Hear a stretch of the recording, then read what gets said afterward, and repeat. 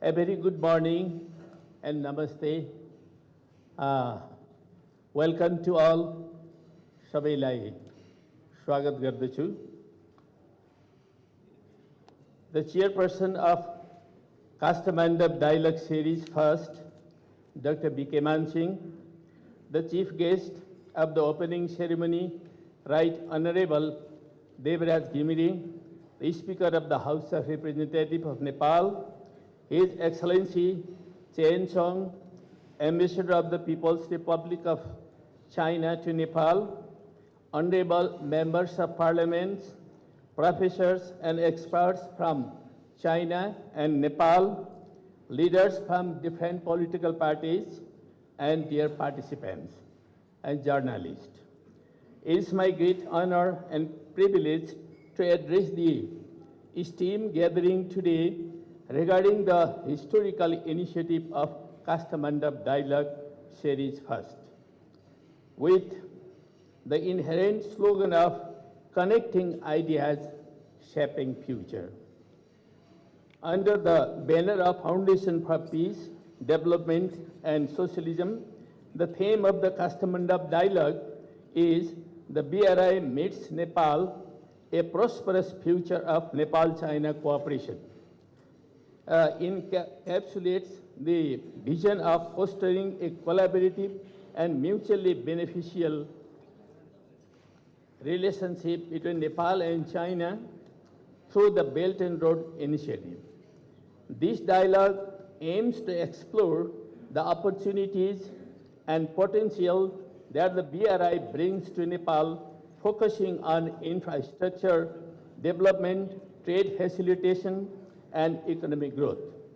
I am fully confident that this dialogue will have a long-lasting impact in the circles of national and international think tanks, policymakers, politicians, and society as a whole.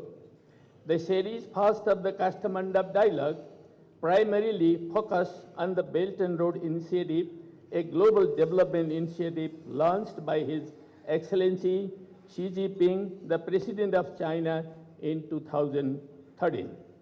This initiative represents a new model of global cooperation, connectivity, and partnership. Its main objective is to promote global trade growth, economic development by developing infrastructure and expanding trade relations among participating countries across Asia, Europe, Africa, and the world. By modernizing the ancient Silk Route, the BRI aims to usher in a new era of global trade with significant investment in infrastructure projects such as roads, railways, ports, and bridges, etc., etc.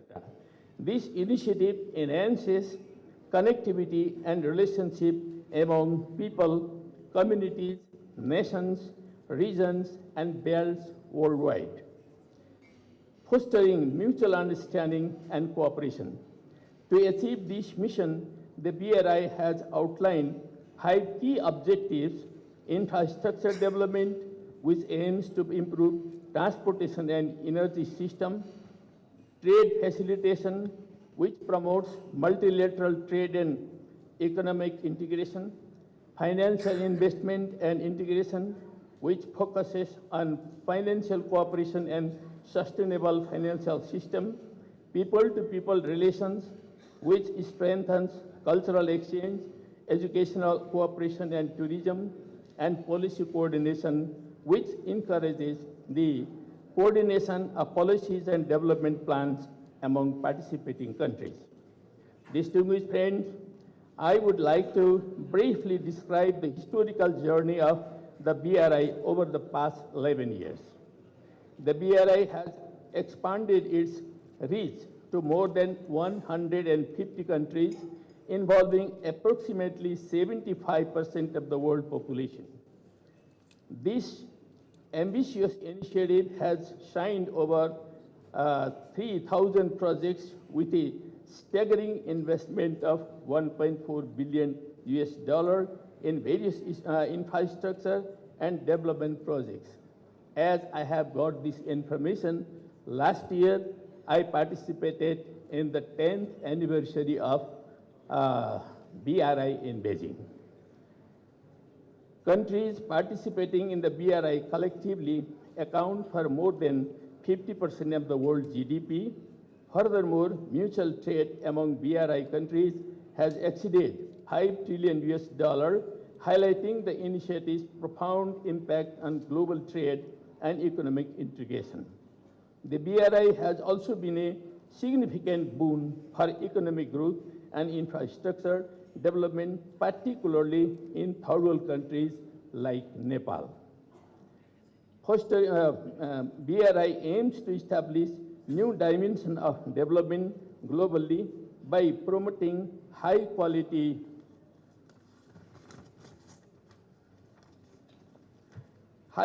infrastructure, trade facilitation, and economic growth in participating countries. This initiative seeks to expand global quality development by investing in advanced infrastructure projects, enhancing trade networks, and fostering economic integration. By doing so, the BRI not only drives regional connectivity, but also contributes to the overall growth and prosperity of nations involved. Through collaborative efforts and strategic investments, the BRI is paving the way for the more interconnected, dynamic, and resilient global economy. Distinguished participants, now I would like to focus on the efforts between Nepal and China concerning the Belt and Road Initiative Agreement. In 2017, Nepal officially signed the BRI agreement with China, joining this significant initiative. For 7 years, following the Nepal-China agreement, the cooperation between our two countries has not been fast, but is comparatively slow. However, in 2019, the Oli government presented 35 projects under the BRI, but after the consultation, it was reduced to single digits, resulting in the presentation of 9 projects. In 2021, China presented the BRI Framework Implementation Plan to further guide the cooperation and implementation of the initiative with Nepal. Finally, during PM Oli's present tenure, despite facing numerous disputes in Nepal, a significant agreement was ultimately reached. This BRI Framework Agreement is an important agreement. This agreement has ignited a renewed sense of hope among the people of Nepal, inspiring them to embark on a path of new cooperation for development and progress. This signing could pave the way for a renewed collaboration and progress in infrastructure and trade development projects, including the trans-Himalayan connectivity between Nepal and China under the BRI. As I remember, when His Excellency Xi Jinping, the President of China, had visited Nepal, at that time he had proposed to build trans-Himalayan connectivity so that Nepal could be turned from a landlocked country into a land-linked country. The central element of that connectivity of that proposal was to build a modern railway connectivity from Chinese border to Kathmandu. It would be a great breakthrough in connecting China and South Asia, the most populous region of this globe. But the present government could move in this direction or not. We hope the government could move very fast in this direction. It has to be seen in the future also. Distinguished friends, I would like to briefly mention some countries' response following the signing of the BRI Framework Agreement between Nepal and China. Both India and United States expressed dissatisfaction with the BRI agreement. The Indian media strongly opposed the agreement, voicing concern and criticism. Furthermore, the US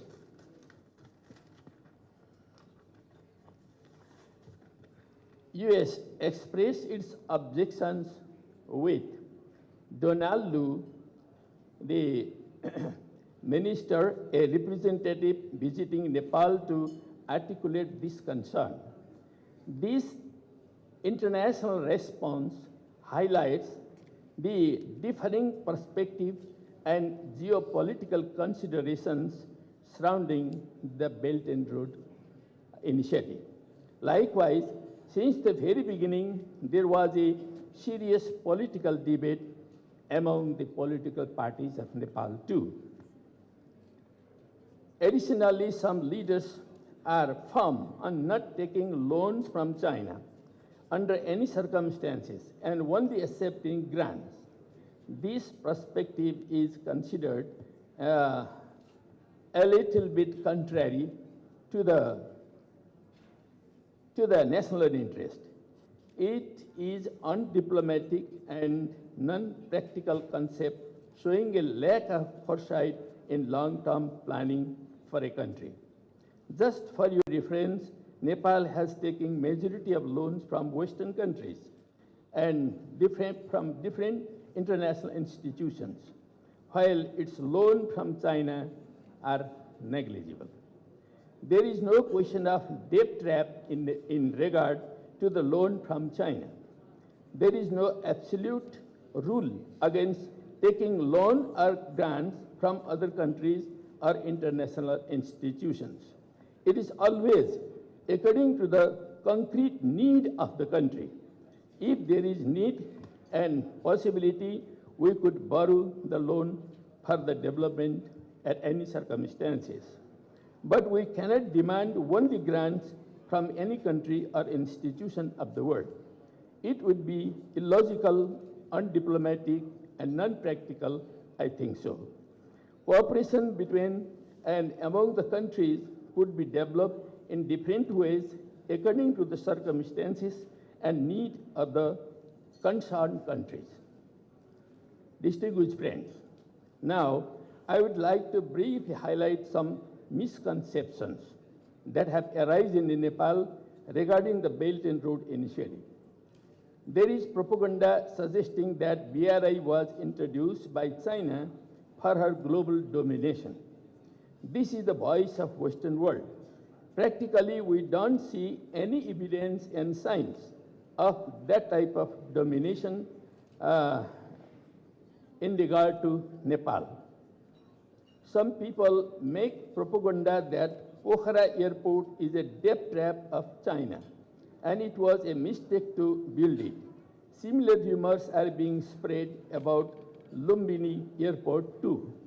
But the reality is that normal international flight has also been prevented from coming to these airports.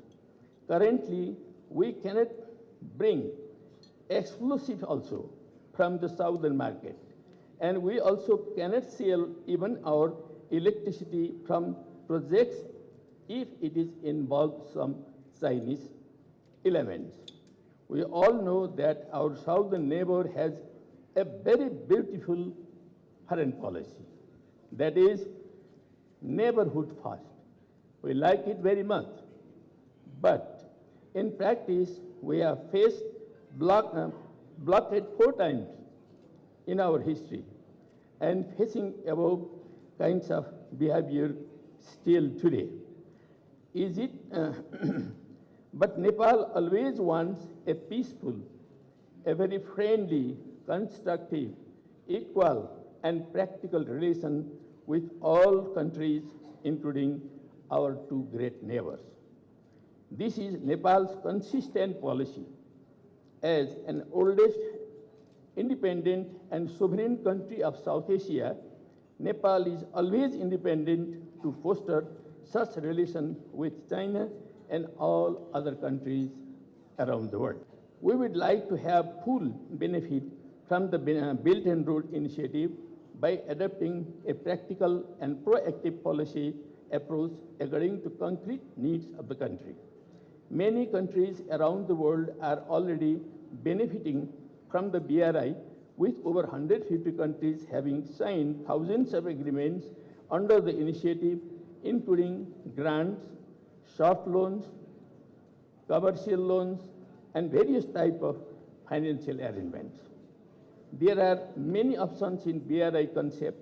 Nepal, as a sovereign country, is free to advance its international relations and cooperation independently, free from geopolitical and political pressure.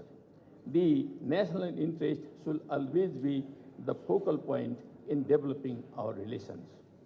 Dear friends, Nepal's policy regarding the Belt and Road Initiative is based in the principle of sovereignty, independence, and national interest. We have two great neighbors. Their both economies have been developing fast. These two fast developing neighbors are our opportunity too. We have to be able to seize this opportunity to benefit from their growth. China's economy has surpassing $20 trillion now, making it an extraordinarily developing economic power of the world. Obtaining BRI projects from such a powerful partner is a boon for all countries, including Nepal. Therefore, the BRI concept is in Nepal's best interest, and the country should maximize its utilization based on national needs and interest. When it comes to grants, partnership, concessional loans, and commercial loans, Nepal should be skillful to select and negotiate projects with practical and rational choices. By embracing a balanced and forward-looking approach, Nepal can harness the benefits of the BRI to achieve sustainable development and economic growth. Distinguished friends, in conclusion, I would like to emphasize the importance of the Belt and Road Initiative as a global development project. The BRI presents an unprecedented opportunity for the development of Nepal too in different sectors, including infrastructure development that we have been waiting for centuries.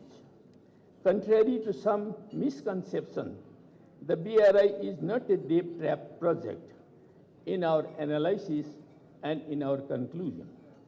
It has been a boon for the majority of countries in the world. It is an opportunity for us too to achieve significant progress and prosperity. We, as Nepalese, should consider this initiative seriously and recognize its potential benefits. Throughout this dialogue, we are privileged to have renowned professors and experts in the field of BRI and international relations from China.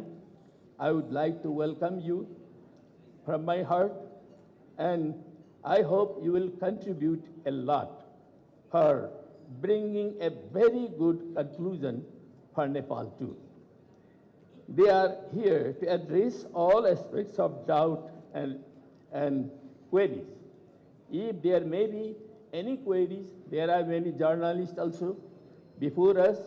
They may make questions to you, and I request you to address those questions. We have here prominent political leaders, Nepalese professors, and experts. They will also share their insights on the BRI, providing a comprehensive understanding of the initiative.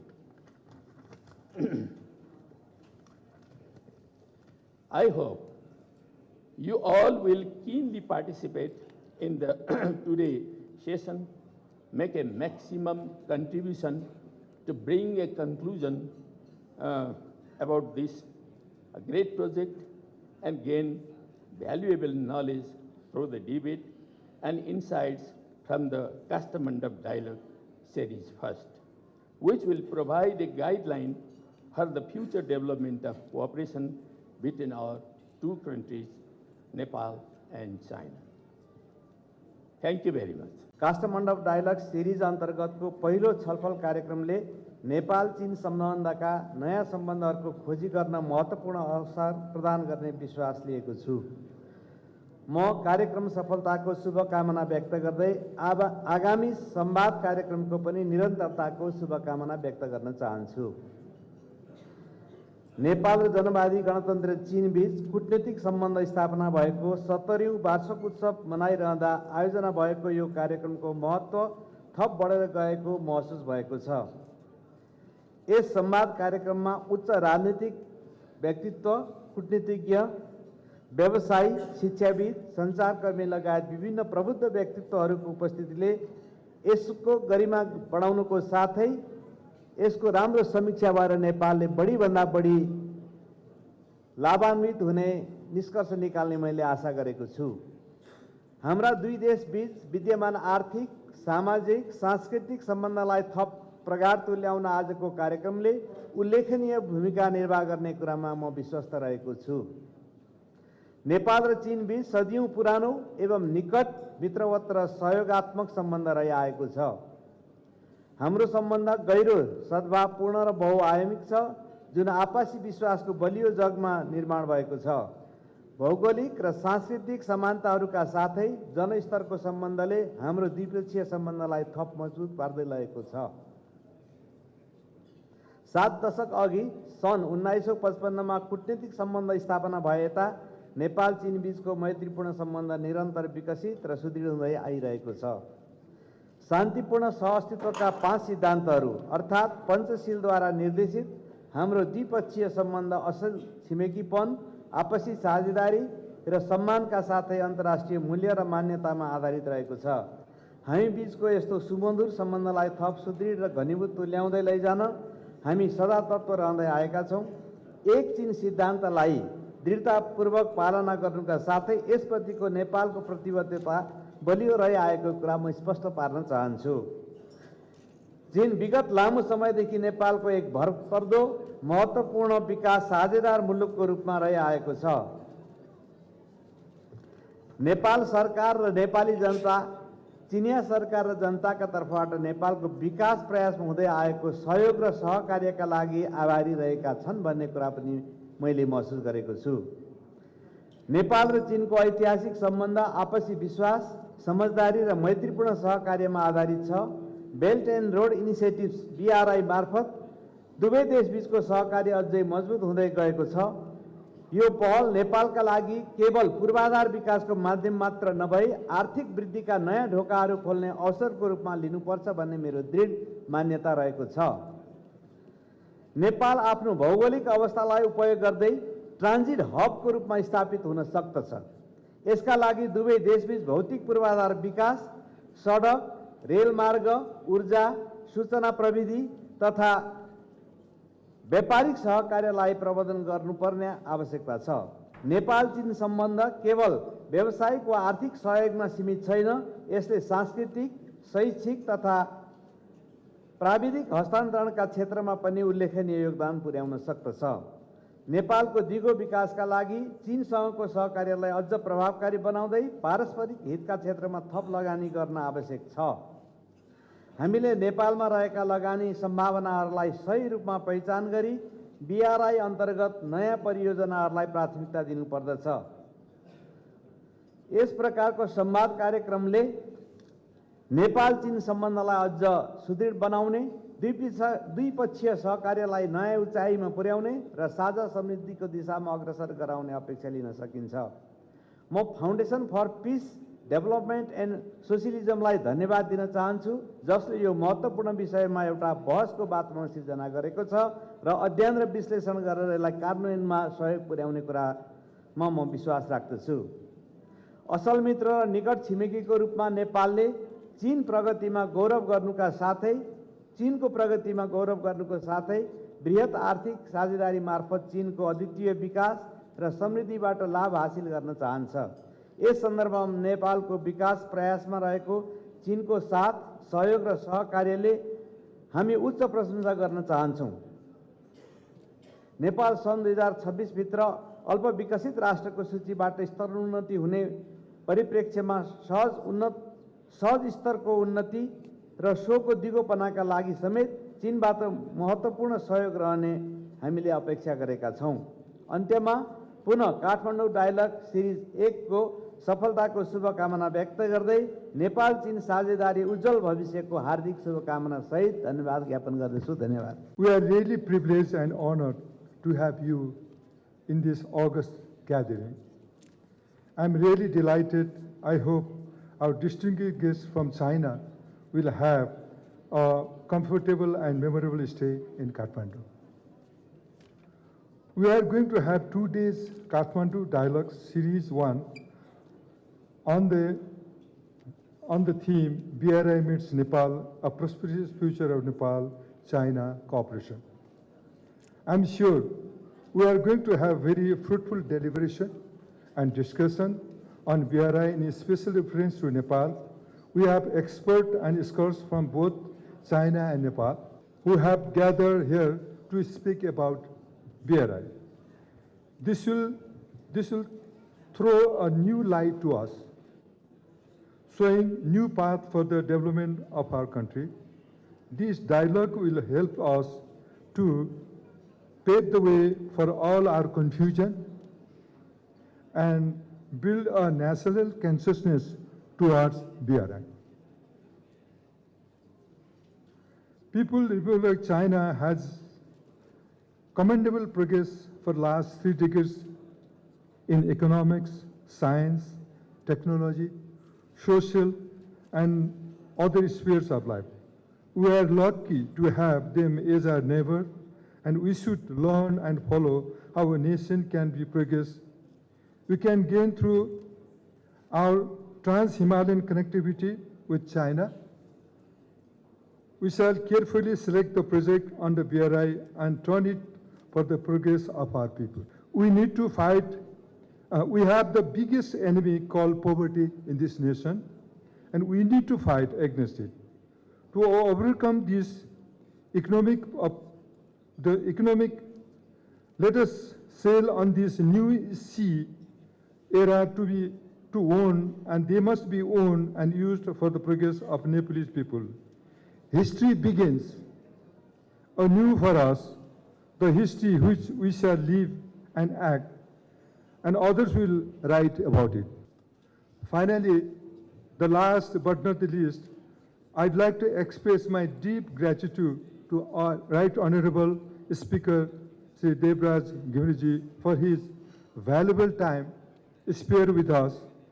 Similarly, my gratitude goes to Honorable J.N. Khanal, our former Prime Minister of Nepal, and His Excellency, the Ambassador of China in Nepal, Cheng Song, and it is all to my distinguished guests from China and all those who have here shown themselves